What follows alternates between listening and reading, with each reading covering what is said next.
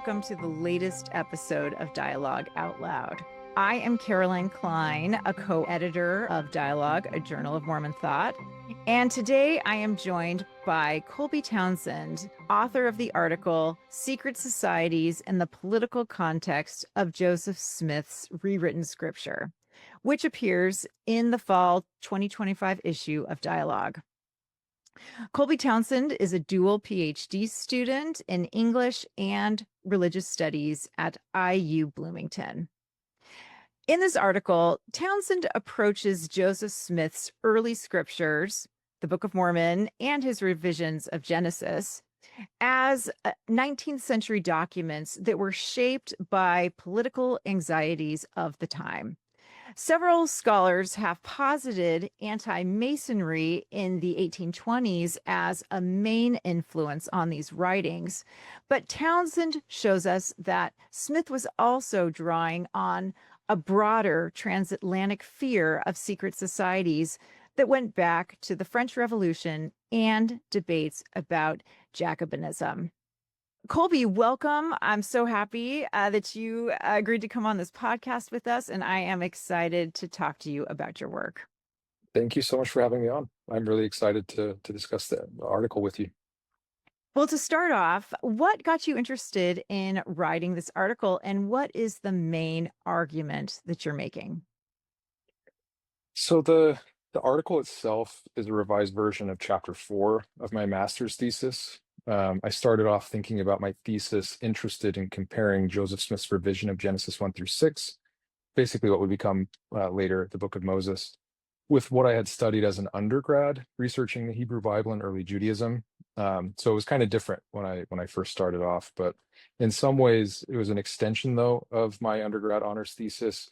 Quickly realized, though, that there was a more interesting story as I started to read late 18th and early 19th century transatlantic literature, especially in the period's newspapers and periodicals. When I turned to that, I just started noticing so much more that was going on that connected to what Smith was doing. So I argue that scholars that study and write about the Book of Mormon, kind of like what you just said, very good encapsulation, that study and write about the Book of Mormon, they need to broaden out their narrow focus on specific things that happened only within Smith's area, like anti-Masonry, to the larger transatlantic networks that early Americans like Smith were hyper aware of. So in this case, I'm trying to get scholars to move from the local, both geographically, so from New York out to the larger transatlantic world, as well as in time, so from the 1820s out to the early Republican Romantic eras, so something more like the 1780s to the 1830s. So doing so allows us to see Smith was in conversation with more important discourses than just the local ones some scholars have identified. So a lot of people do point to anti-Masonry in the 1820s as the backdrop for the writing of the Book of Mormon and the Book of Moses. But you see a much bigger story, like fears of Jacobinism after the French Revolution. Would you mind just giving a very quick, kind of summary of why was Jacobinism so hated? What is it tied to in people's minds? Why is there such a strong reaction to it? Yeah, I think the easiest way to try to explain that is to just connect it to the face of Jacobinism, Robespierre. The French Revolution happens, and in 1789, and a lot of early Americans were actually very excited about it. They thought, oh, okay, great, like they're having the same thing that we just had. They're throwing off, kings and royalty and all of that. And it wasn't really until large scale massacre of the royalty that's really the turn. That's where the turn is. Okay, that's where people get very scared about democracy when they see the heads coming off. Okay. Yeah, and that's where the Jacobins come out of. So the Jacobins were they become this sort of monster, this cliche, this thing in the literature of the period, and Abby Barwell is very much a part of creating this monster. But really, all that they were was a group that would meet together at coffee shops and discuss politics. Mm-hmm. And their main concern was making sure that in the new republic, that the ancien regime, the royalty, and those upper classes wouldn't have much influence on the development of the Republic. That was their main concern. They're usually depicted in the literature as, a secret society. Like they're hiding, they don't want anybody to know where they're meeting, they're plotting to kill XYZ people, right? And with that, all of that leads to Robespierre and the beheadings and the guillotine and all of that. But really, at the very beginning, that's not what it was. It was just, look, if we're actually going to have a republic, the people at the top, all of those people, we need to do what we can through persuasion, through debate, through gathering as many of us together as possible, to fight against their influence, because they're just going to keep it the same. Like they have all the power still, they have all the money still. We're outnumbered. We're not outnumbered, but money wise, we're outpowered. So you start to see the development of anti-Jacobin parties. So this is why throughout this whole entire period, you'll see references to not only Masons or Jacobins, but also Illuminati. They get kind of lumped into one sort of almost Frankenstein monster, that they're all, just iterations of the same thing. And that's how Barwell actually talked about it, is that this is just one thing. I love that you got into this bigger context, which I found very helpful and interesting.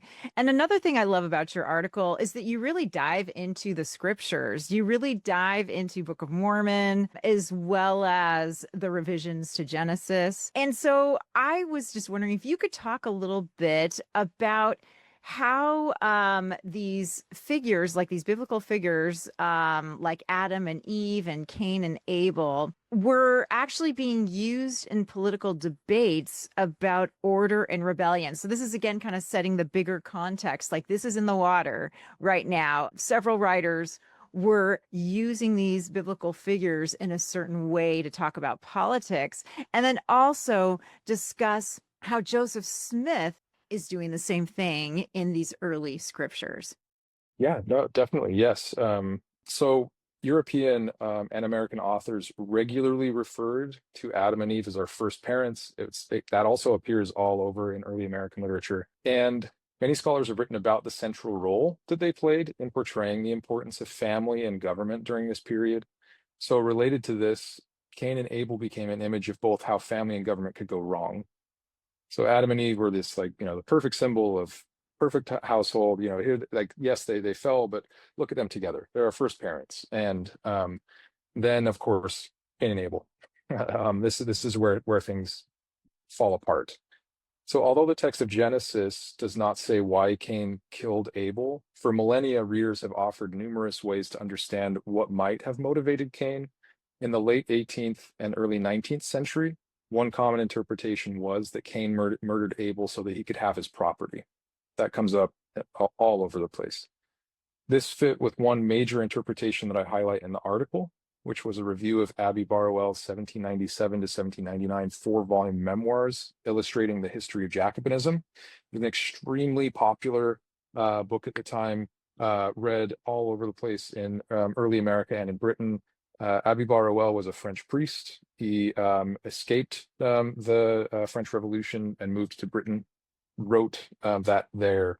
And although he tried to pass it off as a kind of journalistic history, it was really just a polemic against the French Revolution and the supposed origins of the Jacobins, and particularly the Enlightenment more broadly. He was very anti-Enlightenment. So in this review, the anonymous reviewer praises Barwell's memoirs, but claims that he leaves out some of the most important history for understanding Jacobinism's origins, sorry. So while this reviewer loved the book, he was kind of like, I can kind of one up you a little bit. I have a little bit more to say. You do this important work on the origins of Jacobinism, but the reviewer points to the Bible and to Milton's Paradise Lost in particular as providing this missed context. So they list what they think were the first stages of Jacobin history, what they think we can learn about the early chapters of Genesis with Milton's help. So the first act of Jacobinism in recorded history. That's a term that he keeps using. So history here is, obviously doing a lot of heavy lifting. But yeah, in recorded history was Satan or Lucifer's successful attempt to convince a third of the host of heaven to fall with him. So Jacobin was understood as intentionally lying to, riling up, and through those lies, and making violent large numbers of people. So getting large numbers of people to, like in that first act, leave heaven, right? Nope, we've all fallen. We're all going down to hell with Satan. So that's the first act, according to this reviewer. Also, democracy was often viewed as mostly, if not wholly, susceptible to Jacobinism because of this. So there were actually, it's surprising, and it was early for me surprising to find out how much anti-democratic literature there was in early America. Very, very surprising. I didn't expect that when I started this kind of reading, and it comes out of fears of the French Revolution. So democracy viewed susceptible to Jacobinism. Reviewer refers to this as an insurrection in heaven. He actually uses that language, clearly connecting it to the overthrow of government.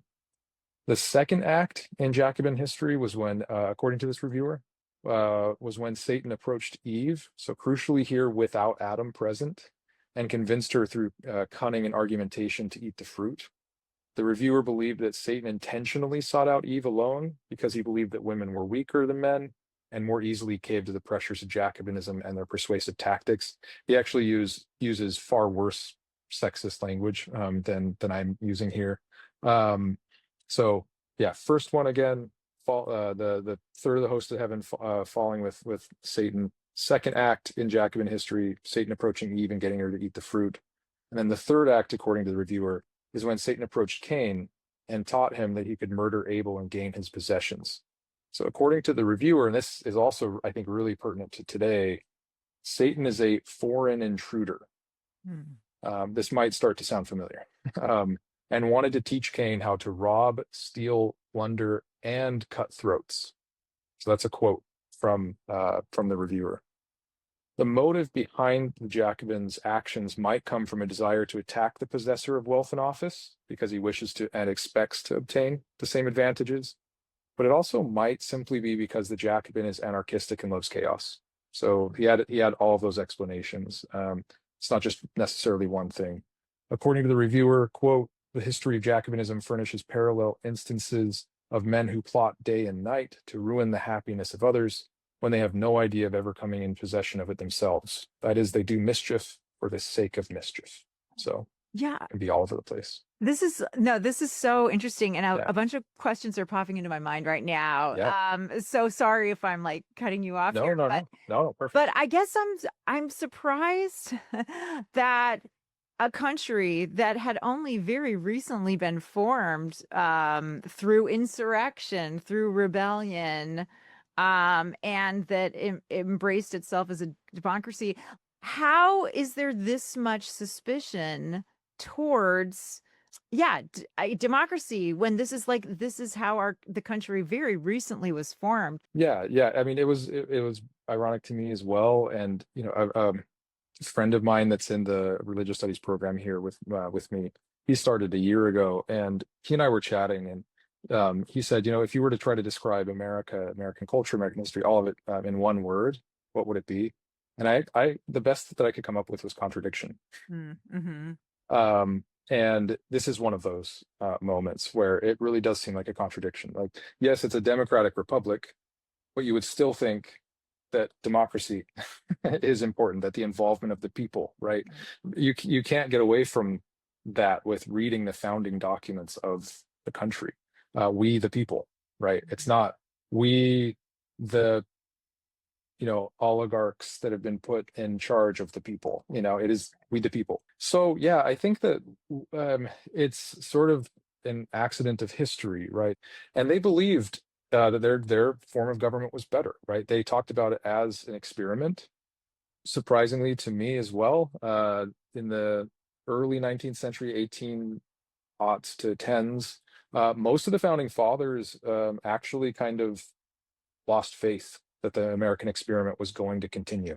So, and that's right around the same time of some of the literature that we're talking about. So I think that for them it was, okay, we are scared of mobs, we're scared of riots, we're scared of the potential for insurrection. So very quickly you have this turn against sort of popular dissent. Well, let's move on to like the bulk of your paper, which is really about what Joseph Smith is doing in these early scriptures to make arguments against rebellion and insurrection, or at least he's putting very like you would say anti Jacobinistic sort of ideas into these scriptures. And of course, you are approaching the Book of Mormon and the revisions to Genesis as 19th century documents. Maybe you could start with Adam and Eve. How does Joseph Smith kind of rewrite in some ways the Adam and Eve story to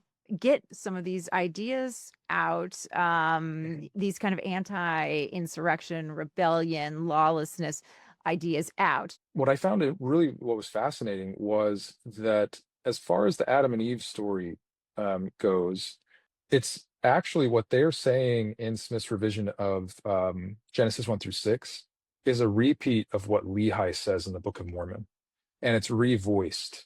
They say basically the same things. It's not verbatim, quoted. Some of it is, but most of it isn't. It's the exact same things. It's about joy and bodies. Right. You The know, fall actually being sort of more of a fortunate fall with yeah. joy resulting from this.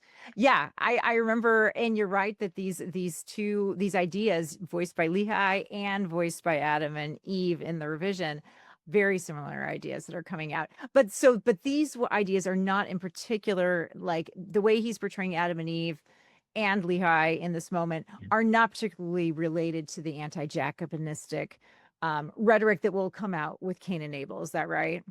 Yeah, I think it's related in the sense that it is the opposite of what you find in the description, at least, of Jacobinism, I guess. I was going to say Jacobin literature, but Jacobinism, because the sort of polemic against Jacobinism is that they're just miserable. Right. Right. They're super unhappy with themselves. They're trying to make everyone else unhappy as well. Exactly. So yeah, with Adam and Eve, it still stays with that kind of positive, the positivity, right? Of okay, here's the first family, then the first parents, and it's not until after them that you get the bad, right? Right. So you have, of course, in Smith's revision of Genesis, Satan approaches Eve through the serpent. She, eats the fruit, and then they get kicked out. But then there's that sort of ecstatic moment where she says, "No, it's a good thing." And what Lehi said is split into both of them. So Adam says some of what Lehi said, Eve says some of what Lehi said. So that's really fascinating to me because it's being taken into that. And the title of my thesis was rewriting Genesis with the Book of Mormon. And I did it because of that, right? So he's actually rewriting these chapters. Yeah. And even so more, like you said, it's like an opposite thing. So the fact that he's talking about Adam and Eve and joy and the purpose of humankind to experience joy, this is like a poke at Jacobinism, which people are portraying is all about misery. So it's kind of it's a contrast thing, right? Yeah. And I do think for Smith too, not to correct that language at all, because it is, I do think it goes back to Jacobinism, but I think for Smith it's just kind of unchristian, or just not irreligious or whatever it would be. That for anyone who kind of comes from that world, is going to be miserable or whatever. Yeah, so I want to make clear, because I know that this comes up as well in Mormon studies, that people will be like, oh, well, you think that Smith was exactly responding to Jacobinism? And I'm like, no, this is the larger world that he's in and that he's reacting to, but I'm not even sure if he would have known Jacobinism by name. And I don't think he read any of the literature that I bring up either, but this is the literature that people were swimming in. That this is it's like in the water, it's in the discourse of what's swirling around him. So that's really helpful. And really, maybe you can also talk about Cain and Abel, because that's where the real talk about the anti-rebellion and secret combinations, all of this, that's where that really comes in, right? And I think that this is more important for the Book of Mormon, because if the Book of Mormon only referred to Adam and Eve and that we can have joy, we can have bodies, we can have children, all of that kind of stuff. If it was just that, like that, those ideas don't really have any direct bearing on the Book of Mormon story. Mhm. But I do think that the Cain and Abel story have a direct bearing on the larger narrative arc of the Book of Mormon, and the larger narrative arc of the smaller stories like the Jaredites. Because what I think is happening with the Book of Mormon is that Smith is engaging with larger ideas about the origins of the Native Americans and trying to present a revealed past about Native American origins. So it's not directly mound builder theory, but it's related to it, and it's very well connected to it. And in order to tell this story about, okay, there was this ancient white race, Nephites, and there was this ancient darker race, Lamanites, and the Nephites died somehow, you like it becomes crucial throughout the narrative for as the way that it's written and portrayed, to have inward disputes, secret societies, bands of robbers, just ruining the Nephite society and civilization. And without this version of and reading of the Cain and Abel story, you don't have all of these things that happen in the story of the Book of Mormon. And it's not like I'm just saying that; they bring it up. The characters in the Book of Mormon bring up this interpretation all throughout the book. They'll even in for one example, in the Book of Ether, daughter of Jared, not the brother of Jared, different one.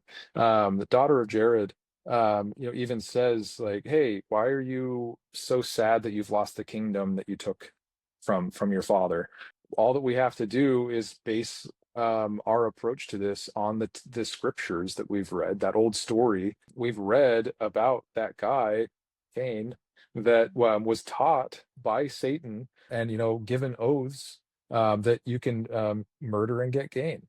So all that we need to do is bring Achish over. I'll dance for him. He'll want me. He'll want my hand in marriage, and to be able to get that, you can tell him that you want the king's head." Mm. So there's clear connections there, obviously, with the New Testament That's as really well. interesting. Right. Yeah. That she takes it And all the way back to Cain. Okay. yeah, This idea of yeah, plotting and overthrowing. Interesting. yeah. And this oath and this secret oath, Mhm. secret combination, right? And that's maybe I should define that at some point too, but the secret combination itself is an oath that you bind each other to, right? They didn't anticipate that Achish would then turn that on the king, and later he kills the king. So that's the other thing Wow. about this. So It's like just, turmoil and yeah, chaos is going to result when you follow this particular path. Okay. yeah, yeah, because it's always about the individual getting power, taking advantage of large groups, and murdering to be able to get what they want. And so Jared does that, but then only a little while later, his son-in-law that helped him ends up killing him. And then, of course, the Book of Ether is all about just wars and loss, and the end, of course, is just these two fighters and Mhm. the end of the civilization. So that also is sort of a microcosm of the larger narrative arc of the Book of Mormon, right? It's kind of almost like a warning in the Book of Mormon to the Nephites, and then outside of that, the Nephites are sort of a warning to early America. Right. And again, you don't have any of that without this reading of Cain and Abel, Mm. and this idea that Satan has approached Cain and taught him an oath, and that he'll be able to go out, they'll keep it secret, kill, it's fine, right? So yeah, that connects perfectly with anti-Jacobin literature. It is all about this, the language, the themes, the sort of cycle of small group, then takes oaths, goes out, starts to murder. And this is all over in not only the politics and the newspapers, but it's all over in the literature of the Romantic and early Republican era in both Britain and the US. Charlotte Dacker, in her Zafloya or the Moor, fantastic Gothic romance, plays on this same theme. The entire thing is about a secret society that is, and it's the main protagonist is actually part of this society. and they're all kind of plotting to kill different people. They love that person. They've just fallen in love with them. Okay, I'm going to kill their spouse, and this Zafloya guy is going to help. And at the very end, Zafloya comes out as Satan. Oh, wow. So yeah, so this is a very recurring theme, and during this period, it's just all over the place. It's ubiquitous. Oh, oh, this is so interesting. So one of the things that also I was curious about, and this may be outside your scope of research, but clearly in this reading, Joseph Smith is very concerned about these secret combinations, secret societies, plotting, overthrowing, rebellion, chaos resulting. And Masonry is tied in with this. It's Jacobinism, it's Freemasonry, Illuminati, it's all this stuff. Do you have any ideas why then Joseph Smith seems to later, at least in some ways, embrace Masonry, because so much of our temple endowment is based on Masonic rites? I don't, again, this is not in your article, but it is something where I was like, huh, these are all the, negatives, Masonry, free, Jacobinism, and yet later on he seems to be interested and incorporating. So do you have any thoughts on this?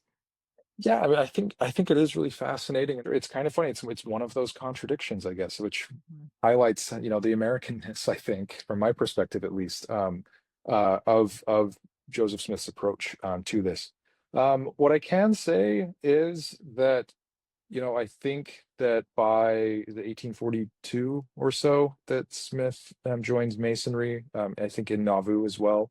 Um, I think at that point he's changed quite a bit, and he's gone through a handful of city building projects and moving and expulsion, and he's been in and out of jail, and he's seen all of the different things that he's seen up until that point. And I th- I get the sense at least that at that point he views Masonry in a very different light. Um, as far as I know, and I don't know this for sure because again, I'm not an expert on Mormonism and Masonry, especially during the 1840s and after. But I think that some of his family might have been Masons before him, and so I wouldn't be too surprised either if some of them said, "Hey, this could be a really good way to kind of get cohesion, to get people, in." And he'd already been super interested in temple ritual up to that point. So maybe once he learns about some of the Masonic rites, he's like, "Oh, those are kind of the perfect symbols that I would like to use over here." Um, but I think it's a really good question, and you know, there are lots of books out there like that have tried to kind of explain some of that. I know Michael Homer has a book from about a decade ago, um, and yeah, I'm not sure if there's like a super satisfactory Mm. answer to that, but other than I do think that what Smith was doing in the Book of Mormon and his revision of Genesis is very different from what he's later doing. I think that what he was trying to do in 1829 and early 1830, 31 with the revision of Genesis was responding more specifically to what he saw going on in the United States at the time. And, by the mid 1830s to the early 1840s, Second Great Awakening was really going at that point.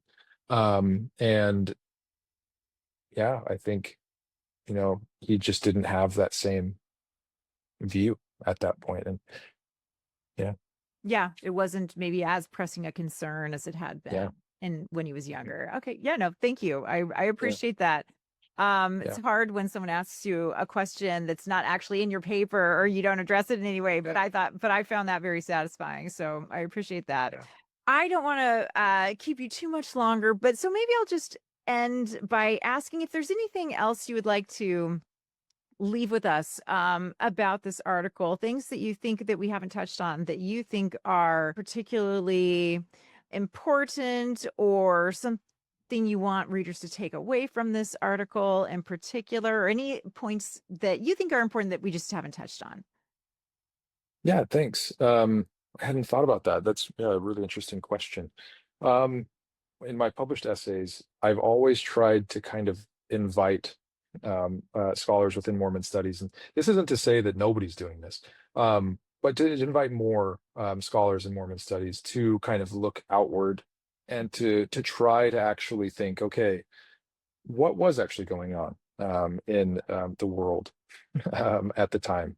And so I hope that this article helps people to at least think about that. And just as a methodological move, I think it's really fascinating. I think it's really important. And I know, for Latter-day Saints, the Book of Mormon is scripture, right? So that puts it in a kind of a different category. But as scholars, I think it's also really important, even if someone in Mormon studies isn't necessarily studying the Book of Mormon itself.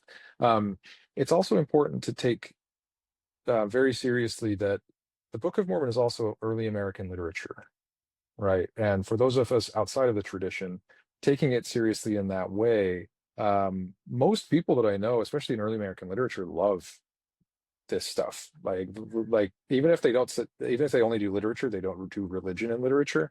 Once I tell them about what's happening in the Book of Mormon or in his revision of Genesis or how that connects to so much of the other literature of the period, people get very interested in this.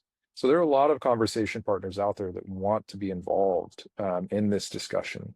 And so, yeah, I think just kind of, looking out, and even if you're not going to have conversations with them, bringing some of this kind of information into Mormon studies circles, I think is really important. And that's what I was trying to do in my previous essay with dialogue. It was trying to bring Isaiah scholarship to people who study the Book of Mormon as a serious historical document, because a lot has been written on that. But as I tried to make clear in that essay, they don't really engage with Isaiah scholarship. So I guess there's a similar move, is what I'm saying, that I'm doing in all of this literature. And I know that some people don't like it a lot, which I get. But if you are trying to be academic and trying to really understand what was going on in the early 19th century and the real life of Joseph Smith and his contemporaries and what was going on, I think it's important to expand that horizon out a bit more and allow him to be real and human, and as someone who really engaged with the world around him. I think that's a great note to end on. Colby, thank you so much for taking this time to talk with us about this article. I was both like entertained and enlightened by it. So I'm excited that it's going to be appearing in the fall 2025 issue. Thank you. I appreciate it. Oh, no, I appreciate you coming on. We hope that you, our listeners, have enjoyed this conversation. Please do check out Secret Societies and the Political Context of Joseph Smith's Rewritten Scripture, like I said, in the fall 2025 issue of Dialogue. And to our listeners, thank you very much for joining us today. If you enjoyed this episode, please do share it with friends or colleagues. And don't forget to leave us a review or to get in touch with us with any comments or questions. We hope that you will tune in for future episodes. This is Caroline Kline. Until next time.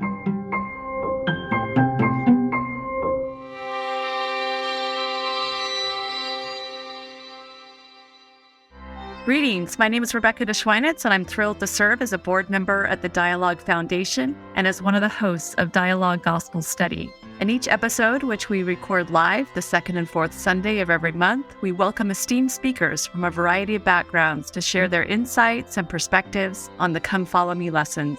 Our aim is to spark meaningful conversations about the scriptures, to connect them to our personal experiences and to our understandings and explorations of the gospel. To stay in the loop with our upcoming lessons and this opportunity to engage with Mormon thought, culture, and belief, be sure to visit dialoguejournal.com and sign up for our newsletter. By doing so, you'll receive updates and timely links to join our live stream lessons. Additionally, you can catch up on our past guests and episodes by subscribing to Dialogue Journal on YouTube, Facebook, or wherever you listen to podcasts. Dialogue Podcast Network.